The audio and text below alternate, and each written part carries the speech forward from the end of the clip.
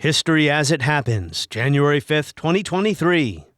Biden Doctrine. That it must be the policy of the United States to support free peoples who are resisting attempted subjugation by armed minorities or by outside pressures. An attempt by any outside force to gain control of the Persian Gulf region will be regarded as an assault on the vital interests of the United States of America. We must stand by all our democratic allies, and we must not break faith with those who are risking their lives on every continent from Afghanistan to Nicaragua to defy Soviet-supported aggression and secure rights which have been ours from birth. Either you are with us or you are with the terrorists. Many American presidents have declared their doctrines, the aims and methods of their foreign policy.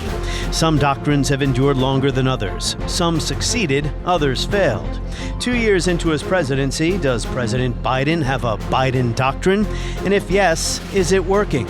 That's next, as we look ahead to the challenges facing his administration as it enters year number 3, as we report history as it happens, a podcast from the Washington Times. I'm Martin DeCaro. I think we're in a contest, not with China per se, but a contest with autocrats, autocratic governments around the world, as to whether or not democracies can compete with them in the rapidly changing 21st century.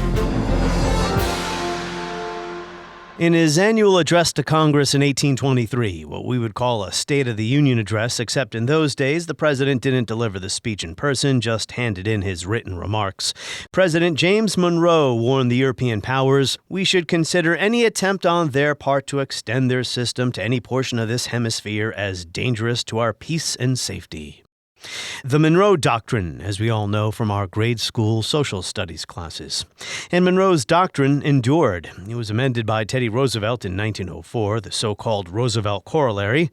It was symbolically invoked during the Cuban Missile Crisis of 1962. And you might say it survives to this day, although the concern isn't with European colonization.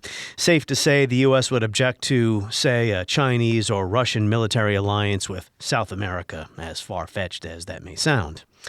But after Monroe, it wasn't until the middle of the 20th century when another American president espoused a doctrine, because for most of the intervening 125 years, foreign policy was not a major concern of most U.S. presidents, at least when it came to what was going on in Europe or Asia, as hard as that may be to believe today. But when you think about it, it makes sense. The U.S. maintained neutrality most of the time, the Spanish-American War and First World War being two exceptions before World War II. We didn't have many overseas bases or colonial possessions either. But after 1945, the U.S. was a global superpower, victorious over the Axis, its economy booming while much of the rest of the world was buried in rubble. So in 1947, in his speech asking Congress to provide aid to Greece and Turkey, Harry Truman laid out the Truman Doctrine. At the present moment in world history, nearly every nation must choose between alternative ways of life. The choice is too often not a free one.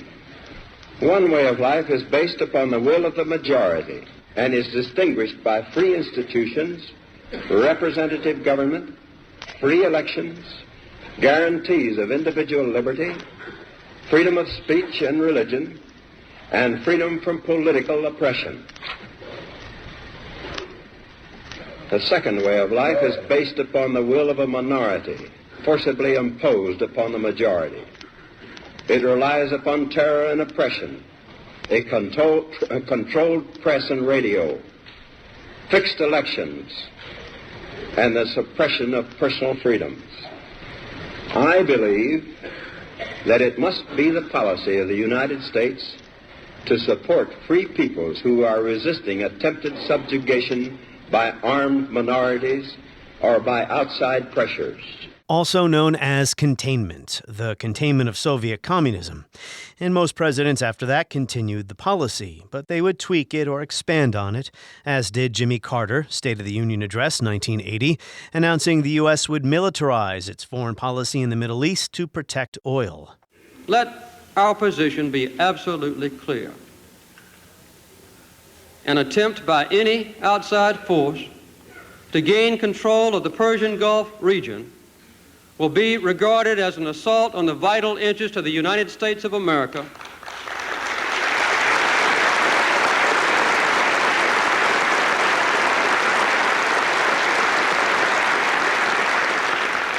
and such an assault will be repelled by any means necessary, including military force. And then in February 1985, President Ronald Reagan put words to a policy that had already been in effect for years. Rather than merely containing communism, the U.S. would try to roll it back by supporting freedom fighters, as Reagan often called them, fighting communist forces in their own countries like Afghanistan and Nicaragua. And I hope that you and the Congress will understand that dollar for dollar, security assistance contributes as much to global security as our own defense budget.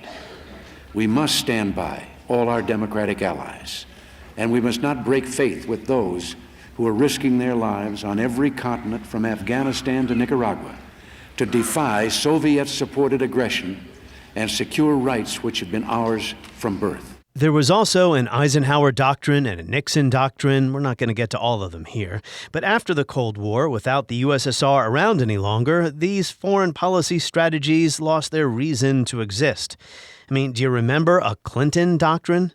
Well, this is from 1999, the year before he left office. It's easy, for example, to say that we really have no interest in who lives in this or that valley in Bosnia, or who owns a strip of brushland in the Horn of Africa, or some piece of parched earth by the Jordan River.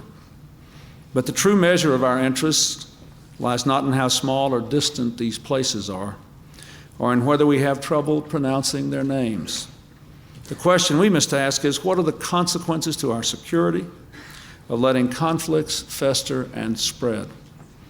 We cannot, indeed we should not, do everything or be everywhere. But where our values and our interests are at stake and where we can make a difference, we must be prepared to do so. And we must remember that the real challenge of foreign policy is to deal with problems before they harm our national interests. So how would you describe what Clinton said there? You wouldn't call it rollback or containment, maybe humanitarian interventionism or liberal internationalism? However you label it, Joe Biden might agree with it, at least when it comes to Ukraine, where if there is a Biden Doctrine, it's been in effect, supporting Ukraine against Russia's war of aggression, which Biden sees as part of a larger global struggle pitting democracies versus autocracies, a framing he's mentioned in many speeches. We are in the midst of a fundamental debate about the future and direction of our world. We're at an inflection point between those who argue that given all the challenges we face, from the fourth industrial revolution to the global pandemic, that autocracy is the best way forward, they argue. And those who understand that democracy is essential to meeting these challenges. Historians are going to examine and write about this moment as an inflection point, as I said. And I believe that every ounce of my being that democracy will and must prevail.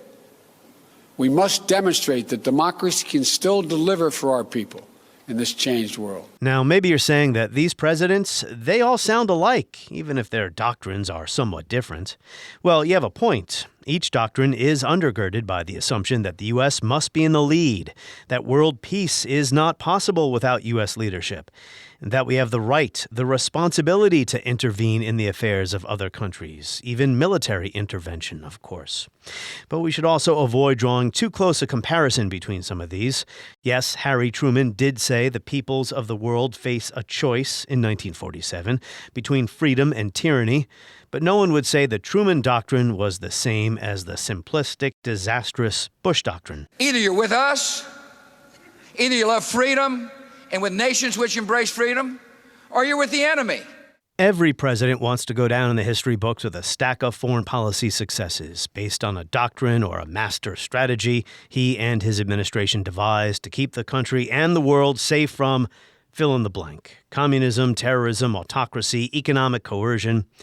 But every chief executive inherits problems their predecessors couldn't solve. They inherit policies that are hard to undo, bureaucracies that are hard to move. They have to consider public opinion.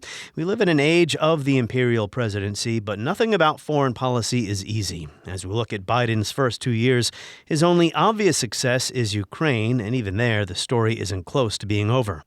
Guy Taylor is the Washington Times national security team leader. Ben Wolfgang is the Times military and foreign affairs correspondent. They are two walking encyclopedias of global affairs, and they are here to talk about Biden's foreign policy year 3. Guy Taylor, welcome back. Hi, Martin. How are you? I'm doing great. Happy New Year. Ben Wolfgang, welcome. Happy New Year. Yeah, Happy New Year to you as well. Thanks for having us back on. Yeah, it's been a year since I've spoken to you, Ben. We were looking ahead to year 2 of Biden's foreign policy with a look back on year 1.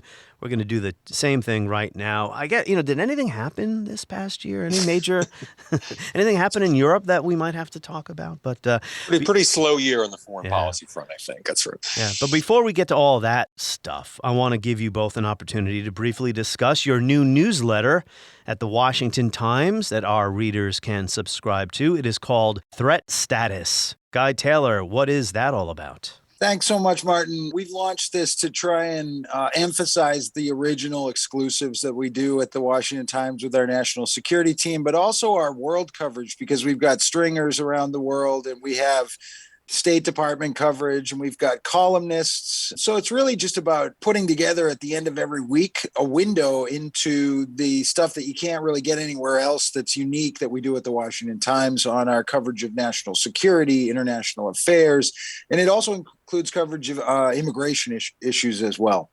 And Ben, how do you foresee yourself contributing to this? Guy puts it correctly that there's just frankly so many stories happening in the world. It's easy to sometimes, miss one or to have something fall through the cracks. And we cover such a wide swath of national security and foreign policy stories at the Washington Times that it really can be a valuable resource, I think, for readers to just sort of have that one-stop shop.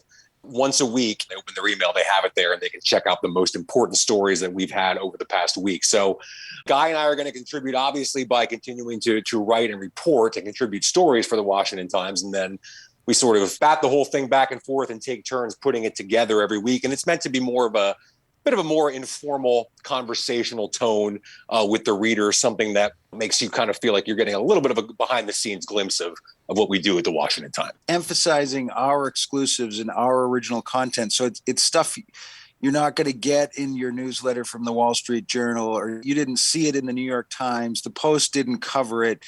We have that slate of stories that you're not finding anywhere else. Agreed. I rely on your reporting, both of you, when I prepare for my podcast. You've done a great job, for instance, covering the war in Eastern Europe. So, Threat Status, people can sign up for that by going to WashingtonTimes.com. So let's start big here as we discuss President Biden now entering the second half of his first term. Past presidents have had doctrines named after them, sometimes while they're still in office. The Reagan Doctrine, Jimmy Carter had a Carter Doctrine. We all know about the Truman Doctrine. Is there a Biden Doctrine? What is it, if such a doctrine exists? We'll defer to seniority here. Guy, why don't you go first? Sure. Look, it's such an interesting question. The one that comes to me is always the Powell Doctrine, this idea based on America's Vietnam experience that, if you're going to go into a war, you have to have very explicit and clear military objectives so that once the thing gets chaotic, you actually have something you're trying to achieve and accomplish so you can say whether it's successful or not and then get out. I think if we look at Biden's foreign policy, he does have a bit of a doctrine, but the jury is still out about how clear it is. Biden emphasizes things like repairing U.S. alliances. He emphasizes putting America forward in the world in this trusted position of leadership, standing up for democracies, countering the challenges from other great powers, Russia and China. That's very broad, and it doesn't do, and this is why I use the Powell Doctrine, it doesn't totally clearly identify objectives. So when we look at it, Biden has kind of struggled a little bit where he's held these these gatherings of democracies, tried to promote democracies, but he's also made these strategic decisions in his first 2 years that have almost appeared hypocritical, where the big example would be the Afghanistan pullout, where if on one hand you're kind of promoting a doctrine of supporting democracies, then you pull out of Afghanistan and a theocratic militant regime quickly takes over and snuffs out human rights, women's rights, snuffs out the hope of democracy in Kabul. That doesn't really fit with his doctrine. You could also see that with him now pandering to Saudi Arabia in hopes of, presumably, the administration won't even actually say it, but in hopes of getting cheap oil or more oil produced, pandering to Venezuela the same way at the end of the year. These things are not about upholding democracies. They become, making these strategic partnerships with potentially unsavory characters that are pushing down democracy. I think you're on sure footing with the critique of the Saudi Arabian policy, et cetera. When it came to Afghanistan, it is my view the United States had to get out of there, that war had been lost. But yeah, Saudi Arabia. How we got out? Ben Wolfgang, Biden Doctrine. Well, yeah, I was going to jump in here. I think one of the most fascinating things about Biden's foreign policy approach that I've noticed is sort of early on in his administration, when you talk to folks behind the scenes at the White House or inside the Defense Department and State Department, asking them sort of about the foreign policy approach of the president, there was a major emphasis on him being the antithesis of what Trump was when it comes to Russia, relations with NATO countries, trying to sort of, bring down the temperature that Trump had kind of ratcheted up tensions with Europe. And sort of like Biden was, to a large degree, defining himself, in his view, as undoing a lot of the damage that Trump had done foreign policy-wise throughout Trump's 4 years in office. Now, I think what Biden has realized is that there are limits and that you're often confronted by reality and unexpected events like a war in Ukraine. Or, you can say that Trump's approach vis-a-vis Iran was wrong and made the world more dangerous and increased the likelihood that they would obtain a nuclear weapon. But yet we've had nearly 2 years now of Biden's, sort of olive branch diplomacy trying to resurrect the JCPOA with Iran, and it hasn't worked for a variety of reasons, partly because Iran's decided to throw its military and diplomatic support behind Russia and its war in Ukraine. It's just a classic difference between being a candidate and being a president. Yes. You can easily run against what you saw as the shortcomings, the nonsensical at times positions that Donald Trump took, as President Biden would describe it. But then you're thrust into the chair and all of a sudden the world happens. You're going to need a little bit more of a plan. His promises regarding Saudi Arabia and Iran as a candidate he has not followed through on. But it does seem, after he muddled through the first year, and as Guy mentioned, trying to reassert U.S. leadership in Europe and to shore up those alliances, that the war in Ukraine did give his foreign policy a sense of purpose. Sure.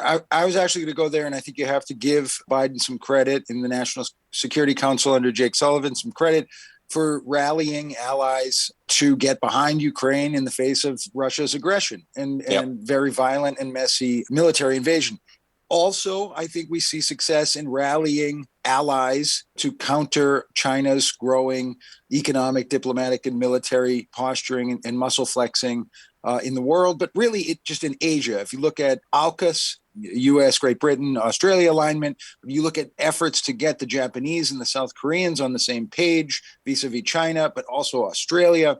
There's another example there that's playing out. So I give President Biden credit on that, the administration credit, but I also think you got to say, back to why I brought up the Powell Doctrine to begin with, of what again is the clear-cut goal in Ukraine. Mm-hmm. Is it an endless war that American and European defense companies make a lot of money off of? Is it standing up for democracy in the world? Is there some end goal there? And we really don't know yet. It's not entirely articulated. It's not entirely clear cut. And that's a dangerous footing. And that's where I think the jury is totally still out on whether he's actually got a doctrine. Since you mentioned Ukraine, I think it's worth just kind of pointing out that especially early on in the conflict, we did hear from folks like Jake Sullivan, the National Security Advisor, that the overarching aim of the U.S. and the West was to make sure that Ukraine was in the strongest diplomatic negotiating position possible when this thing began to wind down. That the idea was that, look, this isn't going to be a war that's clearly won or lost on the battlefield definitively by one side or the other. So what we need to do is try to support Ukraine financially, militarily, diplomatically, rhetorically, to make sure that eventually at some point down the road, they're in a pretty strong position to make demands of Russia, financial restitution, war crimes trials, whatever that looks like in the end. It seems to me like we're starting to get somewhat close to that point, given the success of the Ukrainian counteroffensive over the past 3 or 4 months, the fact that they're now able, apparently, to strike inside Russia and hit military bases and airports. So if that is, in fact, the goal, which I agree with Guy, I don't think it's entirely clear. I think the goal has gotten a bit muddled, particularly over the past 5-6 months, the second half of the Ukraine war that we've seen so far. But if that is, in fact, still the goal, and put them in a strong position to negotiate at the table with Vladimir Putin, it would seem like now would be the time to start exerting some of that behind the scenes pressure to actually make that happen. And I'll be curious now that we're into 2023 to see how the Biden administration approaches that over the next few months. Ben, I want to return to the Ukraine issue that you just brought up about Congress and also potentially nudging Ukraine to the negotiating table in a minute. But I'll offer this as a rejoinder about whether there is a Biden doctrine. It doesn't necessarily need to have a doctrine. Couple of things. We are operating in a global context here, right? So I think the world is moving much more toward, it's already there, multipolarity, which doesn't quite square with Biden's framing of democracy versus autocracy, right? We're in a multipolar world. It's not a bipolar world with a democratic faction on one side and an autocratic faction on the other. And number two, there's continuities between administrations. I mean, every president wants to have his own foreign policy, right? But Biden, of course, inherited situations that the previous president, Trump, had inherited from his predecessor.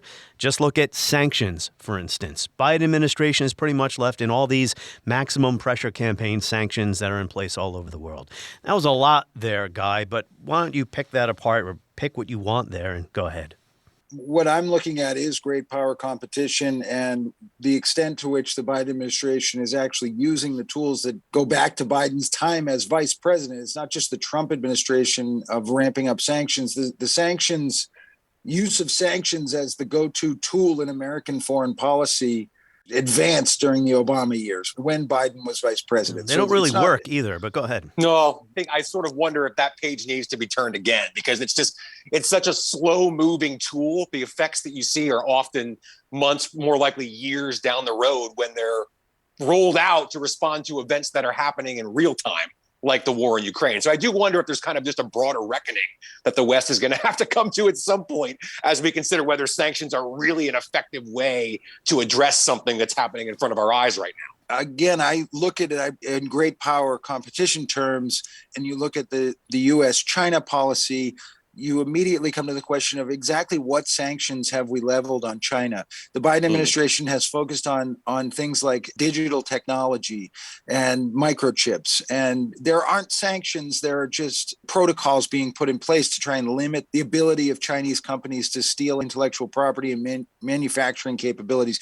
What I look at with sanctions is how many secondary sanctions have actually targeted Chinese banks and entities that are doing business with North Korea or doing business with Russia. Right now, there's been an absolute resistance, and there was during the Trump administration, despite all of the excited and heated and confrontational rhetoric towards China and trade war from Trump, the actual use, announcement, and implementation of sanctions against Chinese entities has been incredibly limited. There's great resistance to doing it, and that resistance is largely driven by a concern that China could flex its muscles at the UN Security Council in response or become an even more aggressive adversarial great power in the world. Well, when you look at these first 2 years, I think Ukraine really is the only success Biden can really tout foreign policy-wise.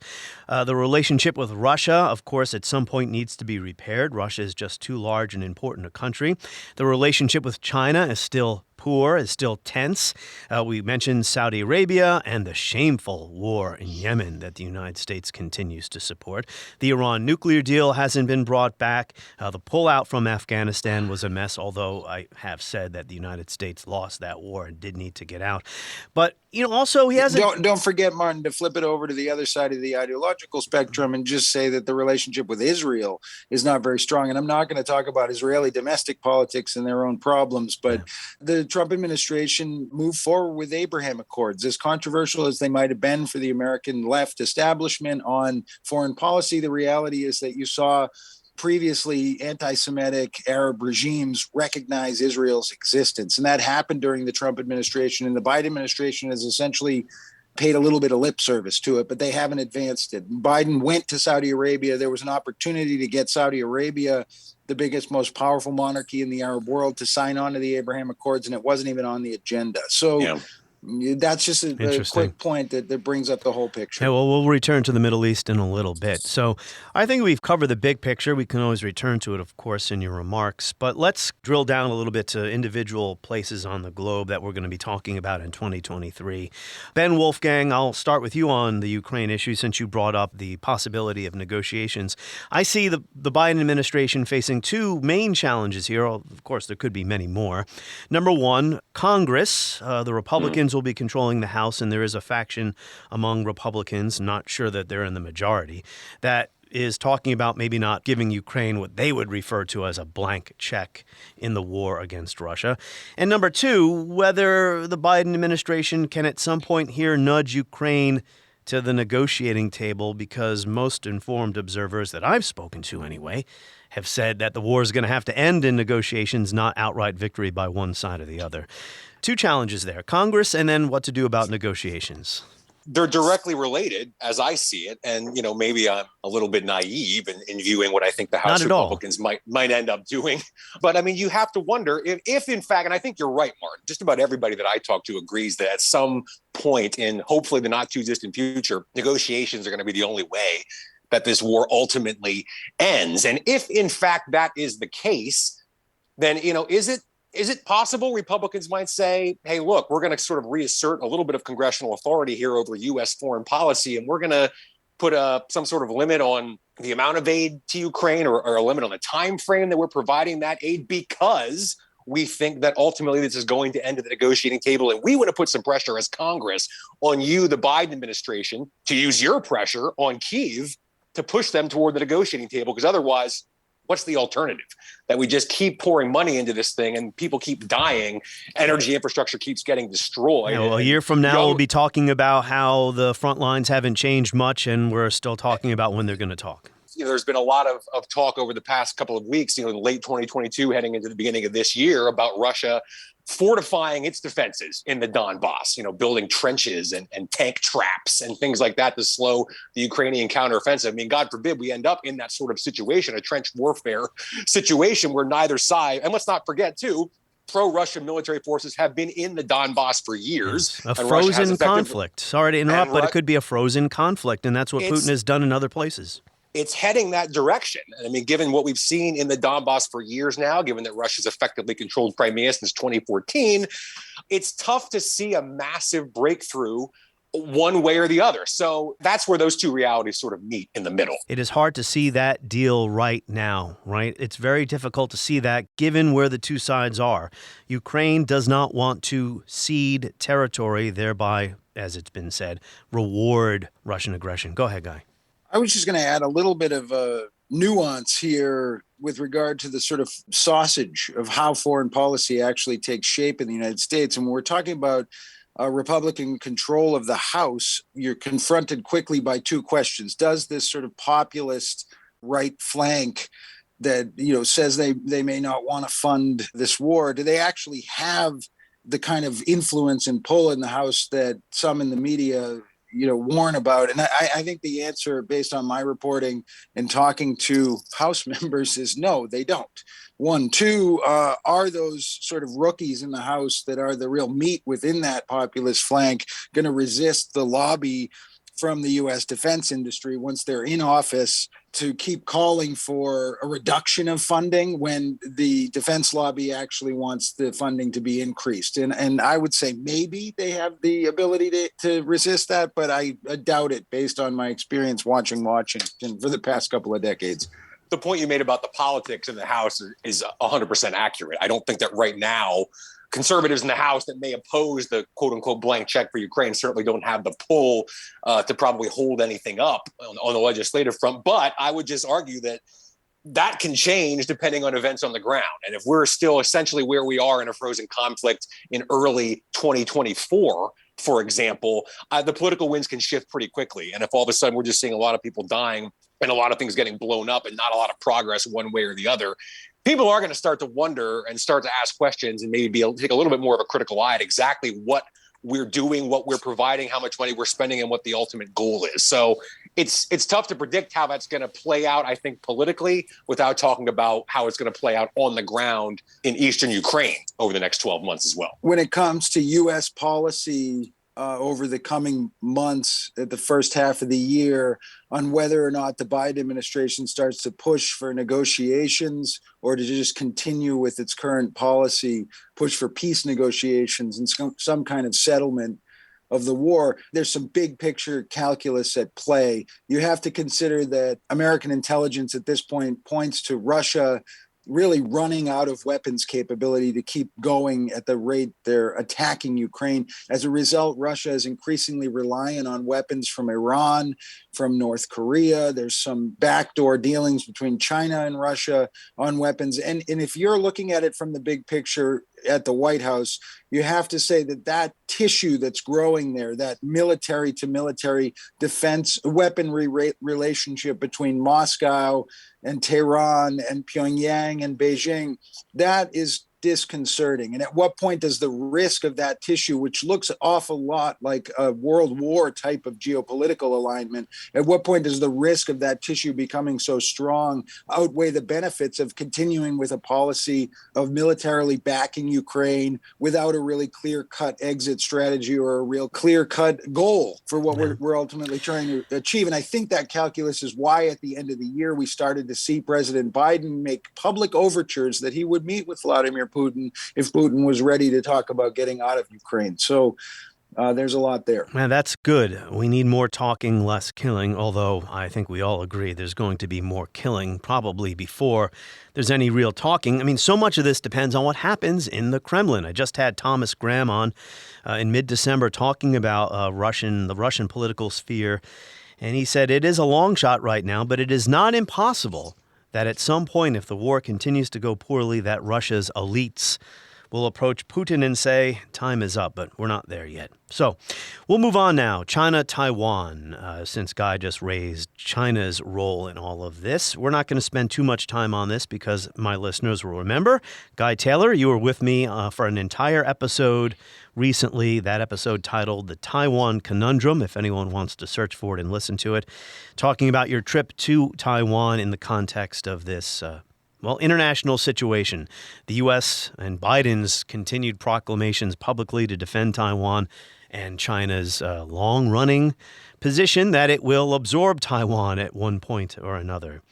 So my question to you, since that conversation, Guy, I'm very long-winded today, I apologize, is Taiwan had an election and the ruling party lost some seats in parliament. The president, Tsai, stepped down as leader of the party, but she is still the president of the country. So what's the meaning of this election outcome? A couple things, Martin. Look, the KMT opposition in Taiwan that really won in this election at the local level, the KMT has a history of being softer toward mainland China, more accommodating, even willing to possibly discuss some sort of unification agreement with the Chinese Communist Party. But look, when it comes to the recent election results, we have to emphasize that these were local election results, meaning the KMT won the Taipei mayorship, some key county seats. So that's not national politics. That's not going to result in a shift in the Tsai government's hardline posture toward mainland China, and it's not going to affect Taiwan's China policy. Well, first of all, we have to emphasize that the KMT has changed since it was in power under the Ma government 6-7 years ago. When it was more accommodating, it's changed. The times have changed. China has become more aggressive towards Taiwan in the last half decade. But the KMT local victories are still disconcerting to a degree for some because, look, it puts potentially China-friendly politicians in municipal level positions in Taiwan that may have influence over future elections and polling. And I'm talking about influence that Beijing could try to exploit if it's seeking to manipulate Taiwanese national elections or the Taiwanese public opinion or political space going forward. So it's worth watching, and it's important, but it's also a sign of a vibrant democracy in Taiwan where there's not one party rule. There actually is a plural political space with multiple parties. Yeah. I'll remind our listeners to seek out your 3-part series at your author page at thewashingtontimes.com, your trip to Taiwan last year. So, Ben, the Iran nuclear deal, the JCPOA, Joint Plan of Action, I forgot what that stands for. Joint Comprehensive Plan of Action. Yeah, it does not look like it's going to happen, and I'll throw a couple of points at you. Number one, Iran is a nuclear-capable state at this point. If it wants to go ahead and get a bomb, it can. And it appears that the Biden administration's opportunity to restore that deal has passed, yet it doesn't seem willing to admit that. I mean, what is going on here? Maybe I should just ask you that. This has been, to me, certainly outside of the war in Ukraine, one of the most fascinating and potentially consequential, I think, developments foreign policy-wise for the Biden administration, just because, to quote a phrase, they put all the eggs in this basket, essentially, of resurrecting the JCPOA with respect to Iran. Near as I can tell, there doesn't seem to be much of a quote unquote, plan B, frankly, with what we're going to do with Iran and its nuclear capabilities. Guy mentioned Israel a little while ago. Israel might have a plan B if it looks like Iran is going to start barreling toward actually acquiring a nuclear weapon, which, as you rightly point out, Martin, is not that far off and not particularly much further off than it was years ago when the JCPOA process got started under President Obama. So we've come full circle here, and it's kind of tough to see exactly where we've gotten. Now, certainly we had 4 years of a Trump administration that took a radically different approach toward diplomacy with Iran and Iran's nuclear program. So it's not as if U.S. policy has been consistent. The Iranians certainly would argue that it's been incredibly inconsistent and erratic. They have a point. Difficult to make any kind of a deal or have any kind of certainty based on what we've seen politically here in the United States. So on that front, the Iranians probably do have a point. It's tough to make any kind of a deal in that environment. Now, in terms of what the Biden administration has done, hasn't done, what they're going to do in the future, I wondered for a long time throughout 2021 into 2022 what exactly the breaking point, the final straw was for the Obama administration, because you had critics saying for months, for years, why are we doing this, negotiating with this regime that sponsors terrorist organizations, sponsors militias that are directly targeting U.S. troops in Iraq, in Syria? We're essentially involved in a shadow war with them all across the region, in Syria, in Iraq. How does it make sense to have sort of those two flip sides of the coin when we're negotiating with them on one hand, essentially in a burgeoning shadow war on the other? But that apparently the administration argued that those two things were not incompatible, that it still made sense to negotiate despite ongoing hostility. It seems the breaking point was a couple of things. Number one, Iran was demanding a bunch of stuff that from the U.S. perspective didn't need to be in the deal, such as the withdrawal of UN nuclear inspectors from certain sites inside Iran. The domestic protests in Iran seem to be part of the final straw and the brutal crackdown we saw from the IRGC inside of Iran. And then, as we mentioned earlier, Iran's military support for Russia and its supplying of drones, increasingly artillery, ammunition, other supplies that Russia is using to wage its war in Ukraine. I think all those things sort of came together the middle part of last year to essentially convince the State Department, convince the special Iran envoy, Rob Malley, that there's just no future here. There's just too many things that are polluting the pool here, and we need to step back, either abandon this or rethink it entirely. Let's not forget to mention that Iran has a hardline regime in power right now, a lot harder than was in power during the Trump era. And despite Biden's overtures, the hardline regime just refused to play ball. That's essentially another way to look at what happened. Well, this is a situation that reminds me of how difficult international relations and diplomacy can be, because I'll just cite an example. Ronald Reagan was not a big fan of linkage, meaning he felt it was possible to negotiate with the Soviet Union, despite the fact the Soviet Union was doing a lot of things, like Iran today, that he did not approve of. Number one, the war in Afghanistan. The United States was fighting a proxy war through the Mujahideen and the Islamists in Afghanistan, killing Soviet soldiers. And then the Soviet Union shot down KLA Flight 007, right? But Reagan still thought, despite all of that, it was important to continue talking to the Soviet Union. Now, different countries, different eras, different sets of circumstances. My point here is maybe because once the JCPOA is truly dead, buried, nailed into the coffin, and everyone can say it's never coming back for good, there will be pressure on the Biden administration to take more of a maximum pressure campaign against Iran. And maybe he just doesn't want to go there because the United States is, and this is amazing to say this, just 20 years after the global war on terror began, the United States is not paying as much attention to the Middle East as it once did. I mean, in order for, look, if that's a question, that was a speech. Yeah, it sounds like it was fun to listen to, Martin, as always. But in order for the Biden administration to embrace a maximum pressure policy toward Iran, then Biden is going to have to do some house cleaning on the National Security Council and the Iran portfolio. Specifically, he's going to have to replace Rob Malley, who has been the chief architect and advocate in this administration for diplomacy with Iran. He's also probably going to have to get John Kerry out of the picture, even though John Kerry's assignment is climate czar. He has the history of achieving the JCPOA to begin with.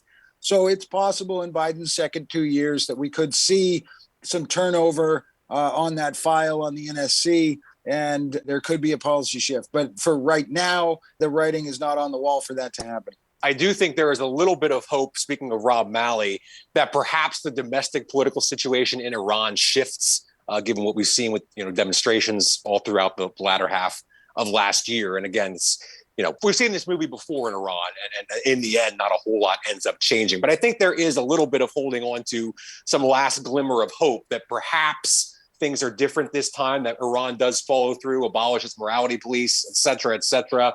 There's some change within the Iranian government that leads to maybe a loosening of their positions, the hardline positions, the hardline regime that Guy mentioned earlier. Maybe they come down a little bit in terms of what their positions are. Maybe there's some change that essentially makes diplomacy more palatable to the United States. I'm not sure that's realistic, but I do think that's the last bit of light peeking through the crack of the door right now in terms of diplomacy with Iran that the administration is and of course, we always run the risk that change comes to the fore just as the United States elects a president who has no interest in negotiating with the Iranians. Yeah, I guess my point was once that deal is dead, that raises the question, well, now what? And there will be domestic pressure in the United States for the Biden administration to do something, quote unquote, about Iran now that it has, unfettered permission, right, to pursue a nuclear weapon that it didn't have when that deal was in place. So maybe I didn't make my point that well. This is where Republican control of the House becomes very important to that foreign policy sausage again, right? Because there's been almost no oversight of Biden's Iran or China policies from the House committees under Democratic leadership for 2 years. So I think what you will see is pressure from House Foreign Affairs Committee, et cetera, to try and drill into exactly what are you doing, Mr. President, with your Iran policy, with your China policy. I expect that much more, and I've heard that from lawmakers in private, and we've written about it a little bit, actually, we're going to be writing more about it as the year develops. I'm going to shift to a part of the world that I do not talk about enough on my podcast.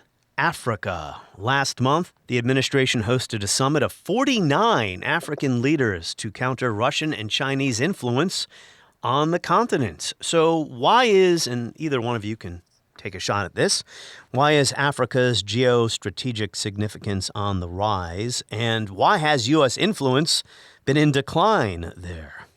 Well, Guy, I'll let you sort of handle the bigger picture geopolitical aspects of this and China's increasing influence over the continent, which I know you've written about extensively. I'll just speak to it very quickly from a direct national security military perspective. I know, speaking to folks inside the Pentagon, the status of Africa, and particularly certain parts of Africa, the Sahel, the Horn of Africa, Somalia, becoming, if not the epicenter, one of the epicenters of Islamic terrorism throughout the world today. And we've seen that kind of happening before our eyes over the past decade.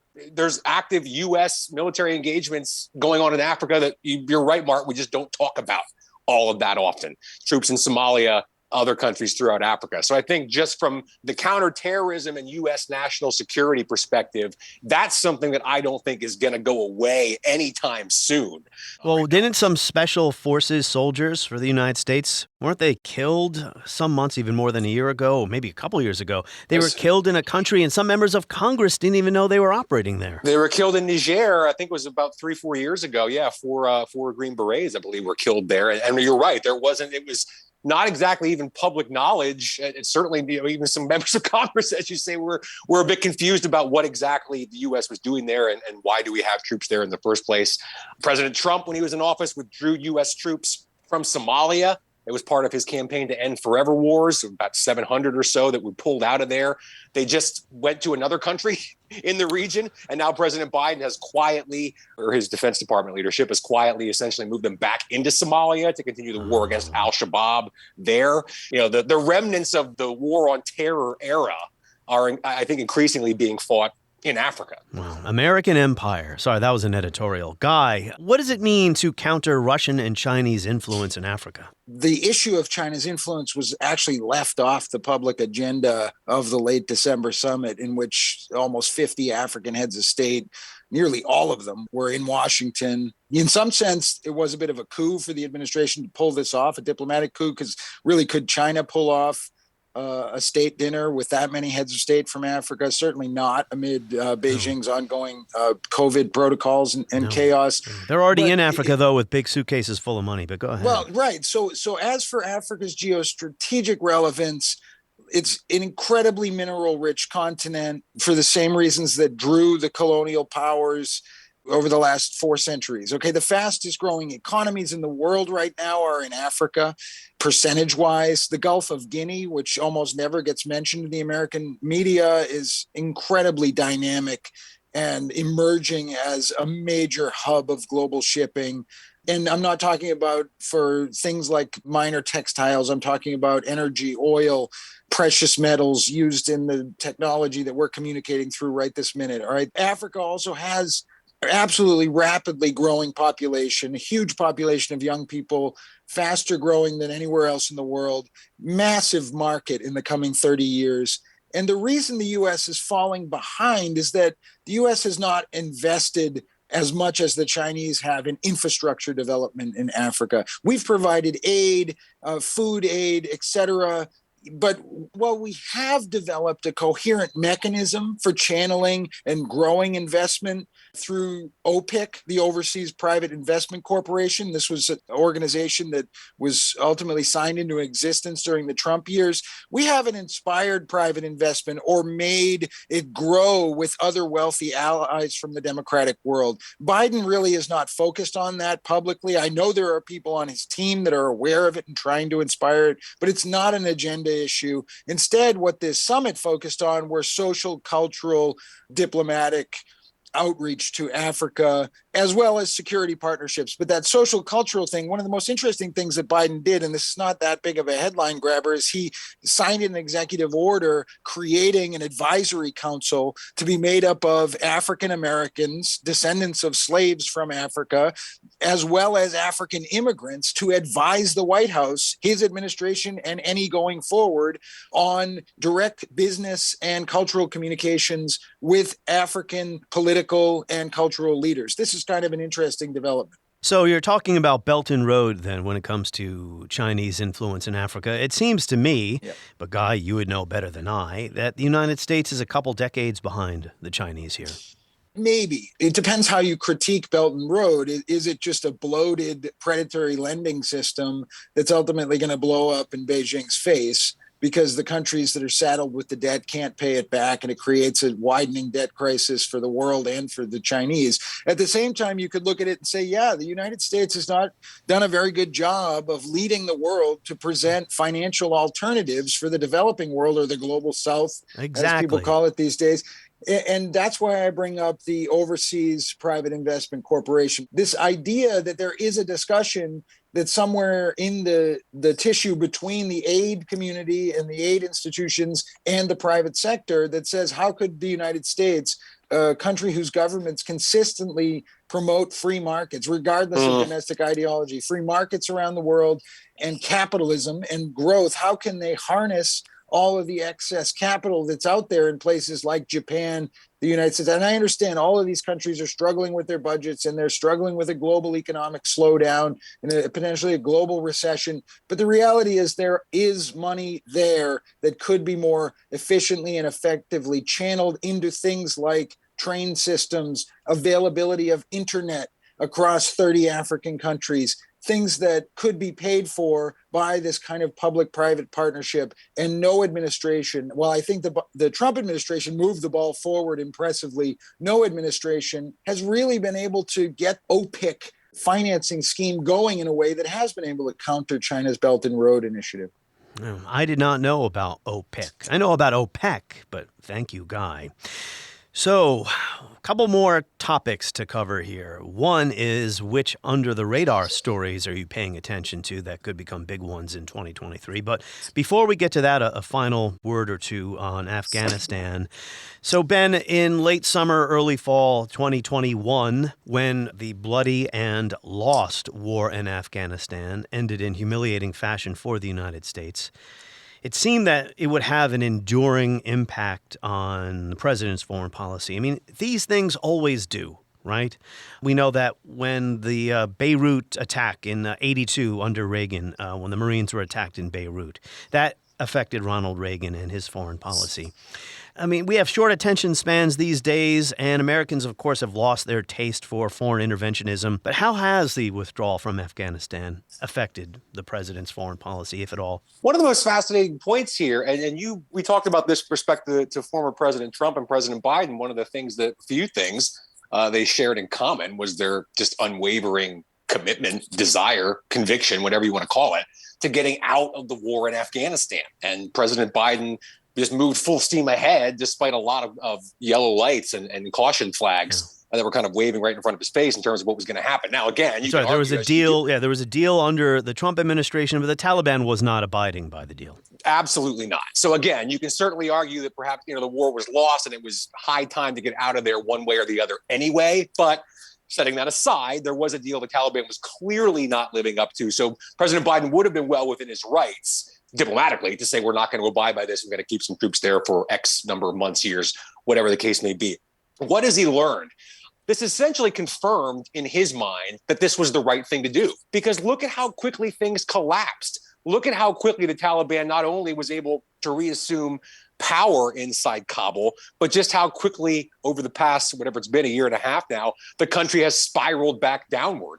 And we've seen women's rights essentially gotten rid of, eradicated. If anything, Martin, it's just hardened the president's agreement with your point of view, which is that this war was probably lost a long time ago. We screwed up in the way that we got out, but this was correct. So maybe, if you're of the view, as a lot of people are, that President Biden is not particularly great when it comes to foreign policy, and as Robert Gates argued in his book, has been wrong on many of the key decisions of the past 40 years in terms of foreign policy around the world. Gates isn't perfect though either, but go ahead. Yeah. If you're of the view that President Biden often gets these big decisions wrong, then maybe this is, from your point of view, a bad development, because I think this has reinforced his belief that he was right on Afghanistan and essentially has been right for the past 10 plus years, dating back to the second term of the Obama administration. So I think that's essentially what he's taken from this big picture. Well, a couple of points. Gates, he thought that Mikhail Gorbachev was just another Soviet commie who wasn't interested in reform. But anyway, not to digress about that. When it comes to how the war ended, not the fact that the war had been going on for 20 years and it had been U.S. policy under Trump with that deal. Of course, the Taliban wasn't abiding by the deal, but to get out of there. Talking about the way the war ended, whether that would make Biden or the next American president more reluctant to send American forces into places where they're not wanted. I think we had already reached that point prior to the attack at the airport in Kabul. You know what I mean? Okay, we are done looking back. Now we're going to look ahead to the under-the-radar stories. Guy Taylor, what are you paying attention to as 2023 unfolds? they're not so much under the radar. They're just things that we don't have a lot of bandwidth, or we didn't have a lot of bandwidth for at the end of the year. And the first one is does North Korea carry out a 7th nuclear test? When does that happen? We anticipated that it would happen before the end of the year. I think early in the year, it's a possibility. And if they do carry out that test, how do U.S. allies, South Korea and Japan respond? How does the United States respond? I'm also looking at what is solidly a sort of left-leaning political wave in Latin America with the return of Lula da Silva, but also a handful of other governments that have moved back toward the left. And, can Biden capitalize on that? Let's remember, he's a left-leaning president in the United States. Remember, one of his goals as vice president was to try and harness and unify the hemisphere. Can he do that in the short time that he has left as president? I think another one, and this is really important going into the year, is Taiwan. Most people who are global security analysts and people who are homed in on just one area of the world, say East Asia, agree that the one issue that more than any other has the potential to blow up in our faces and result in a wild military escalation, even though it's unlikely, the one more than any other is the Taiwan issue. Could China and the United States suddenly and uncontrollably come to blows over Taiwan? We're watching that. And then I think looking ahead is Ukraine. We have to think out of the box here and think a year or two out and say, who's ultimately going to pay for the reconstruction when this war finally ends? Are the United States and China going to be able to work together on the reconstruction of Ukraine, or are we going to have competing spheres of financing and influence on everything from rebuilding the country and the government to things like energy extraction, where China's doing one thing to suck energy out of eastern Ukraine, while the United States and Western Europe are left holding the bill of the reconstruction effort? All right, Ben Wolfgang. Look, I'm following, and Martin, you brought this up earlier, I'm following whether Vladimir Putin is still in power at the end of this year.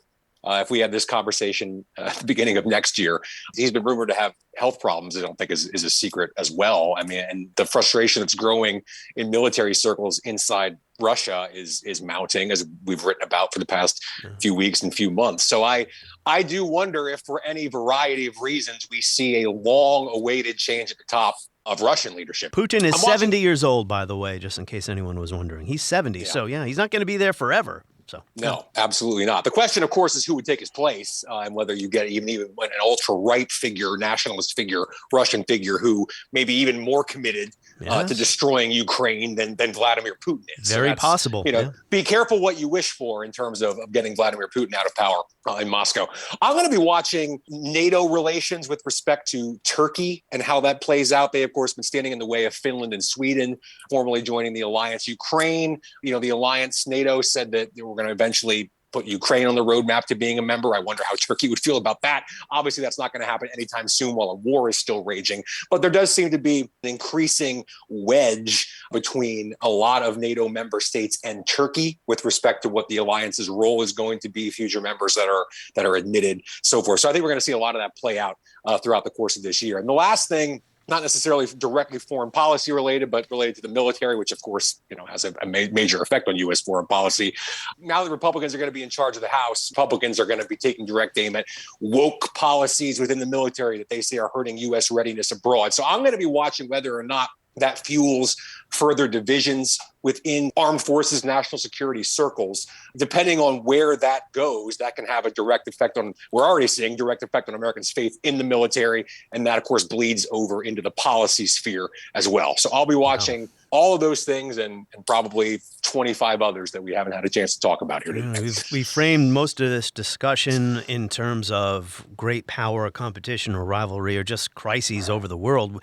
There's climate change. There is this pandemic, of course, which isn't over yet, or if it's endemic or an epidemic. I'm no doctor, but anyway. I will leave you with this, Martin. I think the challenge for Biden, and can he overcome that great Hobbesian notion of a world in which each man lives for himself? Every country is just out for their own interests. Can he overcome that, and can he get the world to work together toward peace? Guy Taylor and Ben Wolfgang, we thank you. Go to WashingtonTimes.com to read their work.